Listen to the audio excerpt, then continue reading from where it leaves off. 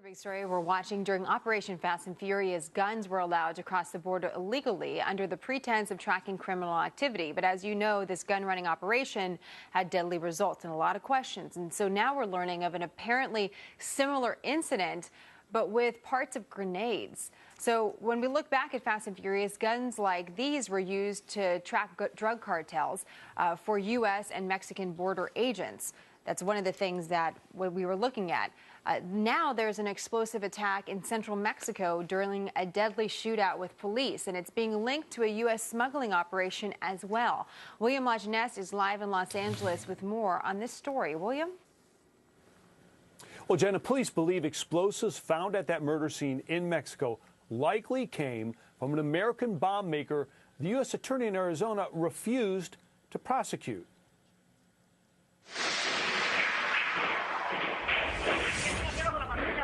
That video was captured recently between Mexican police and a cartel that killed 3 officers. Now, according to a DOJ, Department of Justice document, police received fire from a .50 caliber rifle and recovered at least 10 grenades, evidence of one being a Kingery grenade.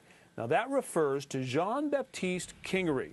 Now, in 2009, ATF knew that Kingery was making grenades from parts sourced in the U.S., and he was also converting weapons into full automatics. But like Fast and Furious, Department brass wanted to let him continue, hoping they could track his explosives, which never happened. A year later, he was arrested at the border with hundreds of empty grenade hulls, but this time the U.S. attorney refused to prosecute, referring to those parts as harmless toys and saying the case lacked jury appeal. Kingery continued making some 2,000 explosives until Mexican authorities raided his factory in 2011. When you have the Attorney General's own offices being informed about a very dangerous person exporting hand grenades and converting AK-47s into machine guns, and they let him continue as part of not Fast and Furious, but a completely separate failure. But under Dennis Burke and Maine Justice, I think what you see is an administration that I'm beginning to think really did want to let bad things happen in the hopes that they would get an assault weapons ban. Now, today, Kingery is in a Mexican jail on terrorism charges. No comment from the U.S. Attorney's Office.